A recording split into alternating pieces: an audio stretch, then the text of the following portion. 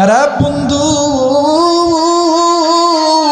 এই এশিয়া মহাদেশের ভিতরে সবচাইতে বড় ইলমুল মাদারিস, ওই ইলমুল মাদারিসের নাম হইল দারুল উলুম দেওবন্দ মাদ্রাসা। এই দেওবন্দ মাদ্রাসার আমাদের একজন মুরব্বী ছিলেন আনোয়ার শাহ কাশ্মীরি রহমাতুল্লাহ আলাইহি।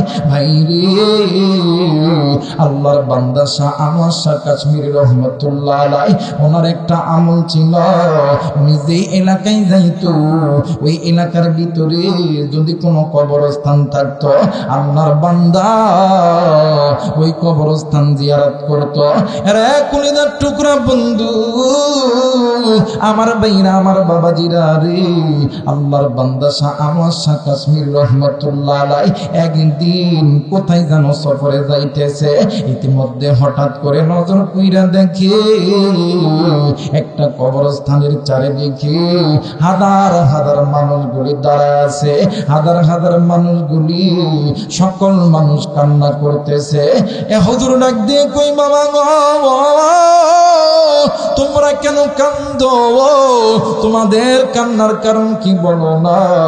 একজন ডাক দিয়ে কই, হুজুর গো, আমার বাবা মারা গেছে, হুজুর আমার মা মারা গেছে, হুজুর আমার দাদা মারা গেছে, হুজুর আমার দাদি মারা গেছে। হুজুর ডাক দিয়ে কই, বাবা গো, মানুষ তো দুনিয়ার জমিনে চিরদিন মানুষ জিন্দা থাকে না। ও বাবা, কুল্লু নাফসিন যায়িকাতুল মাউত, মৃত্যুর স্বাদ একদিন না একদিন সকলকেই ভোগ করতে হবে। চাই সেই ব্যক্তি ধনী হোক, চাই সেই ব্যক্তি গরিব হোক, চাই সেই ব্যক্তি যুবক হোক, যুবতী হোক, চাই সেই ব্যক্তি বুড়া হোক, বুড়ি হোক, চাই সেই ব্যক্তি ধনী ধরা হোক, কালো হোক। আল্লাহ ডাক দিয়ে কই, বান্দারে, মৃত্যুর সাথে একদিন না একদিন সকলকেই গ্রহণ করতে হবে। আল্লাহর বান্দা শাহ আনোয়ার শাহ কাশ্মীরি রহমাতুল্লাহ আলাইহি ডাক দিয়ে কই, বাবা গো, মৃত্যুর সাথে একদিন না একদিন সকলকে গ্রহণ করতে হবে, কিন্তু বাবা গো, তোমরা কাঁদো কেন? তোমাদের কান্নার কারণ কি? সন্তানগুলো ডাক দিয়ে কই, হুজুর, প্রতিদিন এই কবরের ভিতর থেকে কেমন জানি আওয়াজ আসে, কেমন জানি আওয়াজ আসে। আমরা সন্তান কি পারি এই কবর থেকে আওয়াজ আসলে আমরা সহ্য করতে? এরা যুবক বন্ধু, আজকে এই এলাকার মানুষদের কপাল কত ভালো, এই এলাকার মানুষদের কপাল কত ভালো যে এলাকার মাদ্রাসা মসজিদের সাইডে কবরস্থান হয়েছে। ভাই রে, জানি না এই কবরস্থানে কার জানি মা শুয়ে আছে, কার জানি বাপ শুয়ে আছে। বাজান রে, আল্লাহর বান্দা শাহ আনোয়ার শাহ কাশ্মীরি রহমাতুল্লাহ আলাইহি ডাক দিয়ে কই, বাবা গো, তোমরা এই কবরস্থান থেকে তোমরা একটু সরে দাঁড়াও। আমি এই কবরের ভিতরে আমি একটু মুরাকাবা করব, আমি একটু ইস্তিখারা করব। ভাইজান, আল্লাহর বান্দা শাহ আনোয়ার শাহ কাশ্মীরি রহমাতুল্লাহ আলাইহি উনি ওই কবরের ভিতরে বসিয়া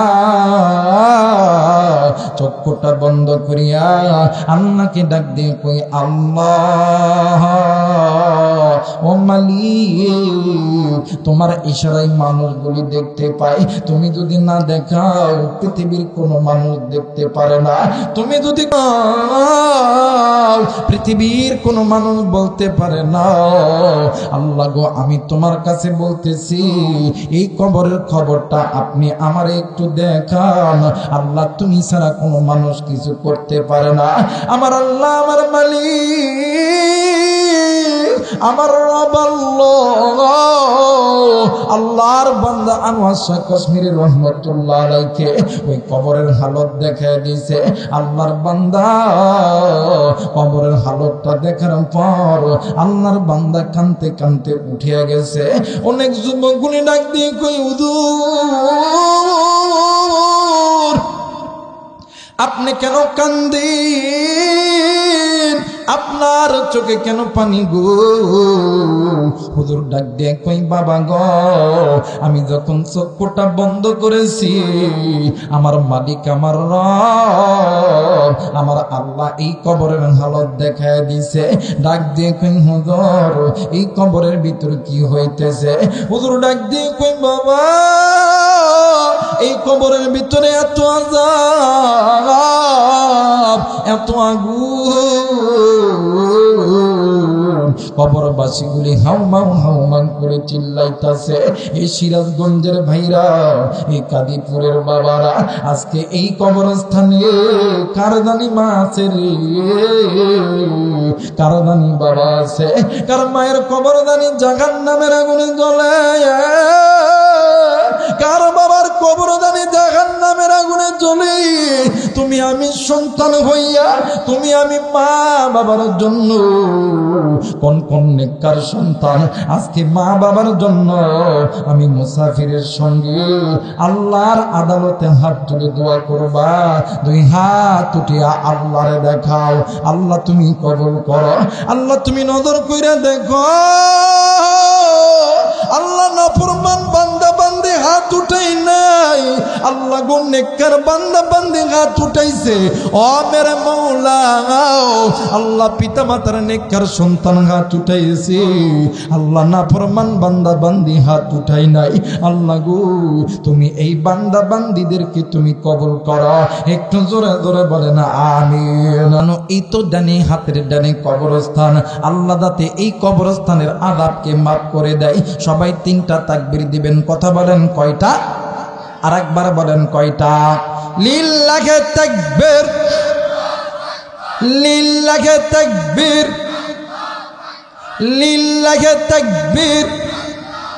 আল্লাহ কবুল করো, বলেন না আমিন। আর একবার বলেন আমিন।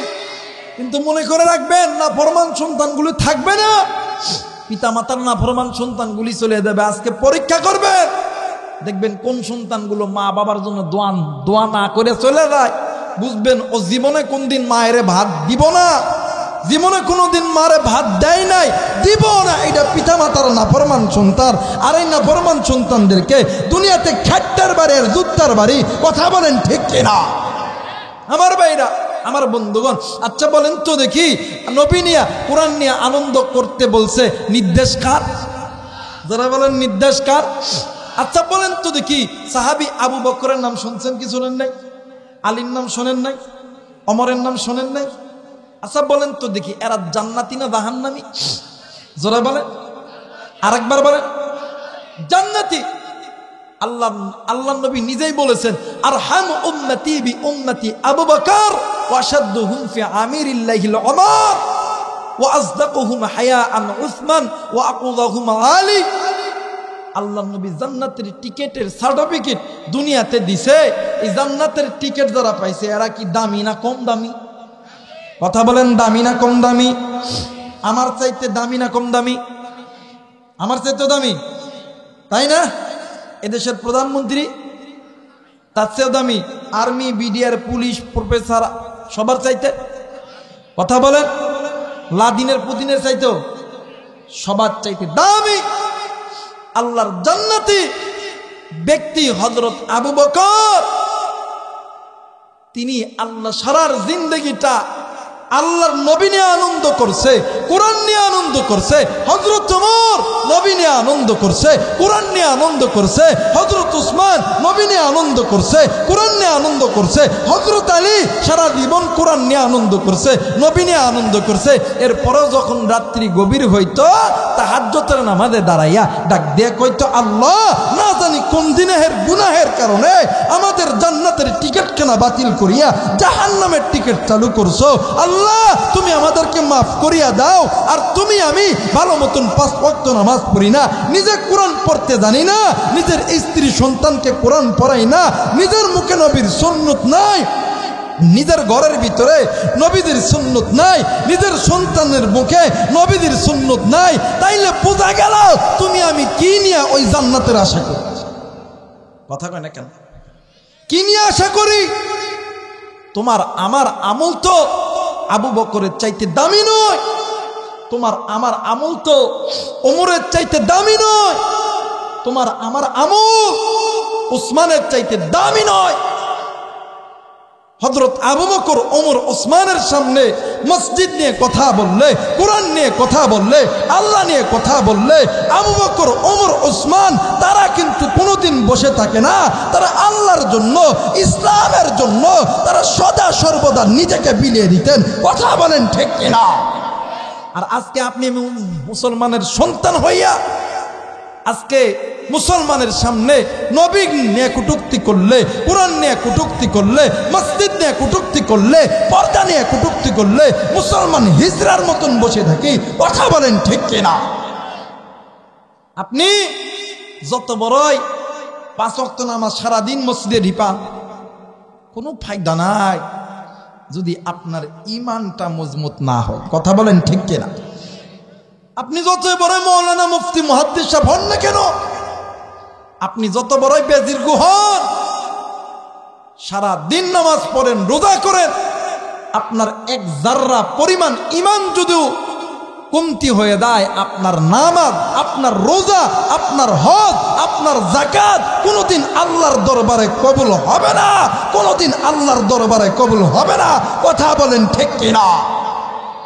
আর যারা প্রকৃত ঈমানদার এরাই তো নবী নিয়ে আনন্দ করবে, এরাই তো কোরআন নিয়ে আনন্দ করবে, এরাই তো মসজিদ নিয়ে আনন্দ করবে, এরাই তো মাদ্রাসা নিয়ে আনন্দ করবে। কাফের বেঈমানগুলো মাদ্রাসা নিয়ে, নবী নিয়ে, মসজিদ নিয়ে, পিতামাতা নিয়ে আনন্দ করবে না। কথা বলেন ঠিক কিনা? আমাদের সমাজে এক শ্রেণীর লোক আছে, কই টিয়া দিলি হয়ে যাব, রাগ করেন না, আছে না বাবা? কথা হয় না, আছে না? কিন্তু মনে করে রাখবেন, সব জায়গায় টাকা দিয়ে হয় না, কিছু জায়গায় নিজের রক্ত দিতে হয়। কথা কয় না কেন আমার মেয়েরা? সব আচ্ছা বলেন তো দেখি, যাদের ভিতরে ঈমান নামক সম্পদ আছে এরা কোনোদিন নবী ছাড়া থাকতে পারে? কথা বলেন, এরা কোনোদিন কোরআন ছাড়া থাকতে পারে না। এরা সদা সর্বদা কোরআন নিয়ে, নবী নিয়ে আনন্দ করে। আর এদের সামনে যখন আল্লাহকে গালি দেওয়া হয়, নবীকে গালি দেওয়া হয়, তখন ভিতরে থাকা ঈমানের আগুন দাউ দাউ করে উতলে ওঠে, তখন তারা প্রতিবাদ করতে বাধ্য হয়। কথা বলেন ঠিক কিনা? আমাদের দেশে কিছু কিছু লোক আছে আলেমদেরকে জঙ্গি কর, জঙ্গিবাদী তো, মূল্যবাদী তো। কথা বলে আপনারা জঙ্গি কোন আর মৌলবাদী কোন, যা কোন তাই কোন, এটা আপনাদের ব্যাপার। কিন্তু ইমানের দাবিতে সত্যবাদী হওয়ার কারণে আমাদের সামনে আমাদের বাবা, আমাদের মা, আমাদের ভাই, আমাদের নানা, আমাদের দাদা, আমাদের দাদি, আমাদের স্ত্রী, আমাদের সন্তান, আমাদের আল্লাহকে নিয়ে আমার সামনে আমার আল্লাহকে নিয়ে কটূক্তি করলে, আমার নবীকে নিয়ে কটূক্তি করলে আমরা তাকে এক জাররা পরিমাণ ছাড় দিব না। শুধু তাই কেন, নিজের মা, আমার বাবা, আমার ভাই, আমার বোন, আমার স্ত্রী, আমার সন্তান, আমার দেশে যদি কোনো চেয়ারম্যান, যদি কোনো মেম্বার, যদি কোনো ওসি, ডিসি, এসপি, মন্ত্রী, প্রধানমন্ত্রী, যে যেখানে হোক না কেন, প্রকৃত ঈমানদার এদের সামনে যদি আল্লাহকে নিয়ে কটূক্তি করে, ঈমানদার কিন্তু ঘরে চুপ করে বসে থাকবে? ধরে বলেন থাকবে? মুমিনের সবচেয়ে বড় হাতিয়ারের নাম কি? জোরে বলেন নাম কি? ঈমান। ঈমানদার থাকে, সে আবার মসজিদ ছেড়ে বাইরে ঘোরে কেমন করে? ঈমানদার থাকে, সে আজকে জান্নাতের বাগান ছেড়ে বাইরে যায় কেমন করে? এটা তো বুঝে আসে। আজ মুসলমানের সন্তান, আল্লাহ বলেন ইয়া আইয়ুহাল্লাযীনা আমানু কু আনফুসাকুম ওয়া আহলিকুম নার। হে ঈমানদার বান্দা বান্দিগণ, তোমরা নিজেরা জাহান্নামের আগুন থেকে বাঁচো, তোমাদের আহাল পরিবার পরিজনদেরকে জাহান্নামের আগুন থেকে বাঁচাও। আমার ভাইরা, আমার বন্ধুগণ, আজকে এই জায়গায় অনেক মুরব্বী এসেছেন, আপনি নিজে জাহান্নামের আগুন থেকে বেঁচেছেন। অনেক মা এসেছেন, আপনি নিজে জাহান্নামের আগুন থেকে বেঁচেছেন। কিন্তু আপনি আপনার সন্তানটাকে জাহান্নামের আগুন থেকে বাঁচানোর জন্য আজকে জান্নাতের বাগানে আনতে পারলেন না। আপনার মতন কপাল পোড়া মা বাবার হতেই পারে না। কথা বলেন ঠিক কিনা? আপনার মতন কপাল পোড়া মা বাপ হতে পারে না। যেই বাবা নামাজে আসে, যেই বাবার সন্তানগুলো নামাজে আসে না, যে মা নামাজ পড়ে, যেই মায়ের সন্তানগুলো নামাজে আসে না, এর চাইতে কপাল পোড়া মা বাবার হতেই পারে না, হতেই পারে না। কথা বলেন ঠিক কিনা? আমার মেয়েরা ইমানদার ছিলেন হযরত আবু বকর। দেখেন তারা কেমন করে আল্লাহ নিয়ে নবী নিয়ে আনন্দ করত। হযরত আবু বকর একদিন এশার নামাজ পড়ার পরে বাড়ির দিকে যাইতেছে। ইতিমধ্যে হযরত আবু বকর আল্লাহকে ডাক দেয়, কয় আল্লাহ, ও মেরে মাওলা, আমি তো একা যাইতেছি, আমার সঙ্গে তো কেউ নাই। আল্লাহ গো, আমি কি একা চুপ থাকবো?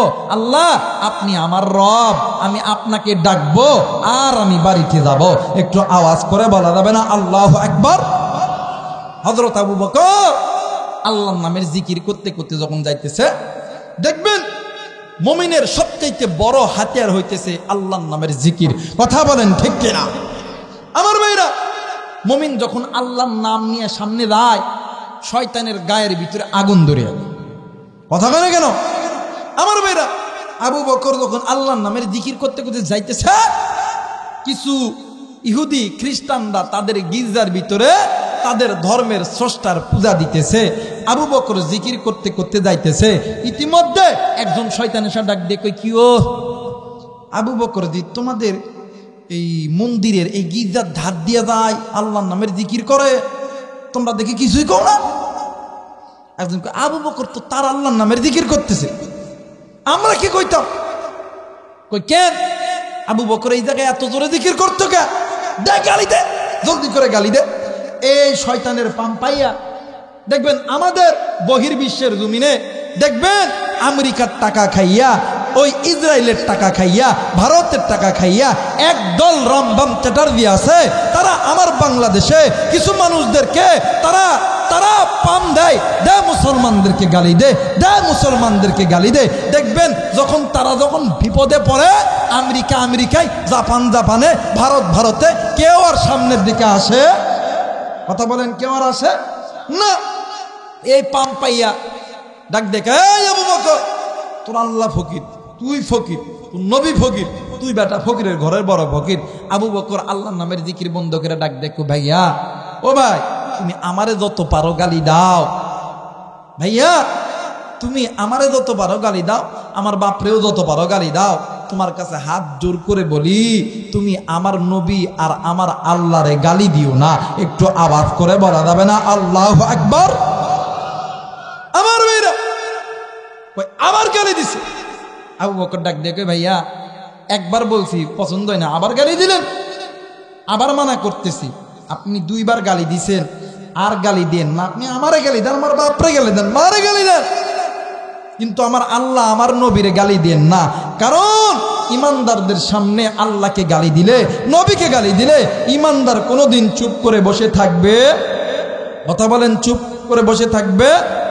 ওয়ালা তাহিনু ওয়ালা তাহজানু ওয়া আনতুমুল আ'লাউনা ইন কুনতুম মুমিনিন। ولا تحنوا ولا تحزنوا وأنتم الأعلون إن كنتم مؤمنين। আমার ভাইরা, মুমিনের পক্ষে দুনিয়ার কোনো মানুষ নাই, আছেন কে? কথা কেন, আছেন কে? আরেকবার বলেন কে? আরেকবার বলেন কে? আল্লাহ। আবু বকর ডাক দেয়, কই ভাইয়া, আপনি যদি আরেকবার গালি দেন, আমি আবু বকর মুমিন হওয়ার কারণে, আমি আবু বকর ইমানদার হওয়ার কারণে চুপ করে বসে থাকবো না।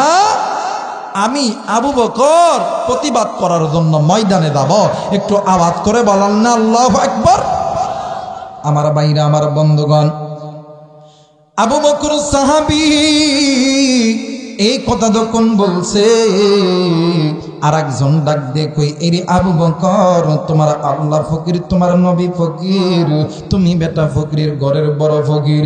আবু বকর ডাক দিয়ে কই, বাবা গো, আর একবার বলছো, আমি কতবার বলবো, তোমরা আমারে যত পারো গালি দাও, তোমরা আমার আল্লাহ এবং নবীর গালি দিও না। আর একবার যদি গালি দাও, আমি আবু বকর আর চুপ করে বসে থাকবো না। ওয়াল্লাযীনা আমানু আশাদ্দু হুব্বাল লিল্লাহ। ইমানদারদের অন্তরের ভিতরে কার ভয়? আর একবার বলেন কার ভয়? এরা মুসলমান বাবাজি, আবু বকর সাহাবী।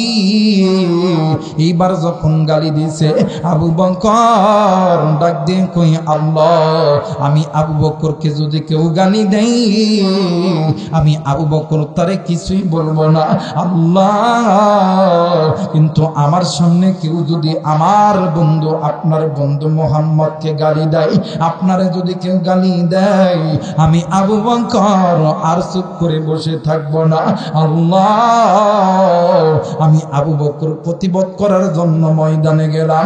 এরা বন্ধু, এইবার যখন ইহুদি আবার যখন আবু বকরের আল্লাহ এবং নবীরে গালি দিছে, আবু বকর হাতটা টান করিয়া ইহুদির গালে থাপ্পড় মারছে। ইহুদি থাপ্পড় খাওয়ার পর ইহুদি জমিনে পড়ে গেছে। বাকি আর যেই কয়জন ছিল সবগুলো যে যার মনে দৌড় দিছে। একটু আওয়াজ করে বলে না আল্লাহু আকবার। কুত্তা চিনেন না? কথা কেন? কুত্তা চিনেন না? চিনেন তো? দেখবেন এই আশ্বিন কাতি মাস আসলে দেখবেন এক জায়গায় কুত্তা সব জায়গায় ধরা হয়, একজনের পিছে কি সব ধরা হয়।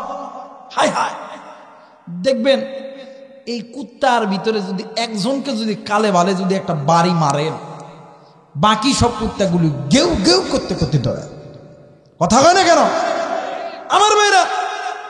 এখন আবু বকর মনে করছে, হাই হাই, এই লোকটা কষ্ট পাইছে। আবু বকর ডাক দেখে, ভাইয়া তুমি কষ্ট নিও না, আমি তোমারে মারি না, তোমার মধ্যে শয়তানকে মারছি, তুমি আমারে মাফ করিয়া দিও। এবারে ওই বাকি যে কজন দৌড় দিছে এরা এখন সে ডাক দেখো, কিরে আবু বকর তোর এত জোরে থাপ্পড় মারলো, তুই দেখে আবু বকরের কিছুই কইলি না। এখন এই বেটা এখন কোথায়, আবু বকর থাপ্পড় মারছে আমারে, তোরা দৌড় দিলি কে? আবু বকর থাপ্পড় মারছে আমারে, তোরা দৌড় দিলি কে? আরে আবু বকর যে জোরে থাপ্পড় মারছে, এই থাপ্পড়ের আওয়াজে জমিনটা থর থর থর থর করে কাঁপতেছে। আওয়াজ করে বলা যাবে না আল্লাহু আকবার? এইবার শয়তানের ডাক দেখ, শোন, টেনশন করস না, আবু বকর আর মুহাম্মদের ভিতরে একটা দ্বন্দ্ব, একটা ফাটল ধরানোর জায়গা পাইছি। ফজরের নামাজ পড়ার পরে মুহাম্মদের কাছে জানো এই আবু বকরের নামে নালিশ কর্ম। আবু বকর বিনা কারণে থাপ্পড় মারছে, মুহাম্মদের ভিতরে আবু বকরের মধ্যে একটা দ্বন্দ্ব তৈরি করে। হাই হাই, ফজরের নামাজ পড়ার পরে এই কয়জন ইহুদি চইলা গেছে, যাইয়া ওই জায়গায় যা দাঁড়াইছে। আবু বকর আল্লাহর নবী ফজরের নামাজ পড়ার পরে নবীজি বাড়ির দিকে যাইতেছে, এই ইহুদিরা ডাক দিয়ে কয়, আবু বকর, ও আব্দুল্লাহর বেটা মুহাম্মদ, তুমি তো এক আল্লাহর ইবাদত করো, তোমার কাছে বলতেছি আবু বকর, ও আবু বকর, দেখো তোমার বন্ধু আবু বকর আমার এই বন্ধুকে বিনা দোষে বিনা কারণে থাপ্পড় মারছে। আল্লাহর নবী ওর গালটা ঘুরিয়া থাপ্পড়ের চেহারাটা দেখে ডাক দিয়ে কই, ইহুদি তুমি তো ভুল বলতেছো না? কই কেন? কই যে থাপ্পড়টা গালে লাগছে দাগ উঠে ভুলে উঠে গেছে। কই আমি নবীর জানা মতে এই থাপ্পড় ওমরের হইতে পারে, আবু বকরের হইতে পারে না। আওয়াজ করে বলা যাবে না আল্লাহু আকবার? ইহুদিরা না না আবু বকর মারছে। আবু বকর আইতেছে, আয়েশা নবীর সালাম দিছে, আসসালামু আলাইকুম ইয়া রাসূলুল্লাহ। আল্লাহ নবী মুস্কি হাসি দিয়ে ডাক দেখে, আবু বকর তুমি কেন মারছো? তুমি কেন মারছো? আবু বকর ডাক দেয়, কই নবী গো, কি কইমু দুঃখের কথা, অনুমতি দেন আর একটা দিতাম। সুবহানাল্লাহ বলুন, আর একবার বলেন, আর একবার বলেন। হুজুর কি কইমু দুঃখের কথা, অনুমতি দান আর একটা দিতাম। আল্লাহ নবী ডাক দেয়, আবু তুমি সত্যি মারছো? কহ মারছি। মুসলমান ভাইরা আমার বন্ধুগণ, ইহুদি ডাক দিয়ে কই, মুহাম্মদ, আবু বকর নিজের মুখে স্বীকার করেছে যে আবু বকর আমার বন্ধুরে মারছে। আরে আবু বকর নিজেই স্বীকার খাইছে, এ মুহাম্মদ তাইলে আবু বকরের বিচার করবা কি করবা না? আল্লাহর নবী বন্ধুকে বাঁচানোর জন্য ডাক দিয়ে কই, ইহুদি মুসলমানদের বিচারের সাক্ষী লাগে কয়জন? এইবারই মিথ্যা সাক্ষী বানোয়াট সাক্ষী দ্বারা আছে, এরা ওই জায়গায় দাঁড়ায় গেছে। ডাক দিয়ে কই, বাবা গো আমরা দেখছি আবু বকর বিনা কারণে মারছে। ভাই গো এইবারে ইহুদি ডাক দিয়ে কই, ও মুহাম্মদ তুমি তো এক আল্লাহর উপরে বিশ্বাস। ভাইয়া কেউ কে আসেননি, কিছু দিবেন মাদ্রাসার জন্য? আল্লাহুম্মা আমিন। রব্বানা আতিনা ফিদ দুনিয়া হাসানাতাও ওয়া ফিল আখিরাতি হাসানাতাও ওয়া কিনা আযাবান নার। রব্বিরহামহুমা কামা রাব্বায়ানি সগীরা। মালিক, ও মালিক, আমি গুনাহগার, গুনার বোঝা মাথায় লইয়া গল তোমার দরবারে হাত তুলেছি। মেহেরবানি করিয়া এই জায়গার ভিতরে যারা যারা হাত তুলছে আল্লাহ, আল্লাহ গো সকলের জিন্দেগির গুনাহগুলো তুমি মাফ করে দাও। আল্লাহ গো মালিক, আজকের এই মাহফিলের সভাপতি, সভাপতি, প্রধান অতিথি এমপি সাহেব, আল্লাহ গো বিশেষ অতিথিবৃন্দ, আল্লাহ গণ্যমান্য ব্যক্তি, আল্লাহ গো প্রকৌশলী ব্যক্তিগুলি, আল্লাহ আলেম ওলামা, ছোট বড় যারা হাত তুলেছে আল্লাহ সকলকেই কবুল করে নাও। এই মাদ্রাসার কমিটিদেরকে কবুল করিয়া নাও, উস্তাদদেরকে কবুল করিয়া নাও, ছাত্রদেরকে কবুলের মঞ্জুর করিয়া নাও। আল্লাহ এই মাদ্রাসায় যারা অর্থ দিতেছে, টাকা দিতেছে, আল্লাহ তুমি এদেরকে কবুল করো। এই অর্থের উসিলায় আল্লাহ গো আসমানে একটা অ্যাকাউন্ট খুলিয়া দাও। আল্লাহ গো মা বাবা আত্মীয় স্বজনদের কবরে সাদগায়ে জারিয়ার সওয়াব পৌঁছায়া দাও। আল্লাহ গো ও মালিক, জানি না কে কোন উদ্দেশ্যে দান করেছে রে আল্লাহ, সকলের উদ্দেশ্যকে কবুলের মঞ্জুর করিয়া নাও। মালিক, ও মালিক, আল্লাহ গো এখন তো আমরা দোয়া করে চলে যাবো রে আল্লাহ। আল্লাহ গো ডানি কবর, জানি না এই কবরের ভিতরে কার জানি কলিজার টুকরা মা নাই, কার জানি বাবা নেই, কার মা কার বাবা এই কবরে শুয়েছি রে আল্লাহ। আল্লাহ গো ও মালিক রে, জনম দুঃখিনী মা বাবার কবর আযাব গুলোকে মাফ করিয়ে দাও আল্লাহ। দাদা দাদি নানি ভাই বোন আত্মীয় স্বজন দ্বারা কবরে আছে, কবর গুলোকে মাফ করিয়া দাও। মালিক, মালিক রে, মসজিদের মিনারে আযান হবে, ইমামের নামাজের মুসাল্লার তেলাওয়াত হবে, মাদ্রাসায় ছোট্ট ছোট্ট বাচ্চারা কোরআন পড়বে। আল্লাহ এই বরকতময় দুই জায়গার ছিলে আল্লাহ কবরের চারে পাশ থেকে জাহান্নামের ফেরেশতাকে উঠায় নাও। মালিক, মালিক রে, আমার বাংলাদেশকে স্বাধীন যারা করেছে, যারা রক্ত দিয়েছি, যারা জীবন দিয়েছি, যেই মা গুলি ইজ্জত বিলীন করে দিয়েছে রে আল্লাহ, আমার দেশটাকে যারা স্বাধীন করেছে, সকল শহীদদের কবরের আযাব গুলোকে মাফ করিয়া দাও। আল্লাহ গো কবরটা জান্নাত বানায় দাও। আল্লাহ তুমি আমাদেরকে মাফ করিয়া দাও। আল্লাহ গো তুমি আমাদেরকে গুনাহ থেকে হেফাজত করো আল্লাহ। আল্লাহ অনেক ব্যক্তি দোয়া চাইছে আল্লাহ, আল্লাহ গো জানি না কি কোন উদ্দেশ্য দোয়া চাইছে রে আল্লাহ। আমি মুসাফির, জবান থেকে অন্তর থেকে দোয়া করে দিলাম, আপনি সকলের মনের আশা বাসনাকে পূরণ করিয়া দাও। রব্বির হামহুমা কামা রব্বায়ানি সগীরা। সুবহানা রাব্বিকা রাব্বিল ইজ্জাতি আম্মা ইয়াসিফুন, আসসালামু আলাল মুরসালিন, আলহামদুলিল্লাহি রাব্বিল আলামিন। আসসালামু আলাইকুম।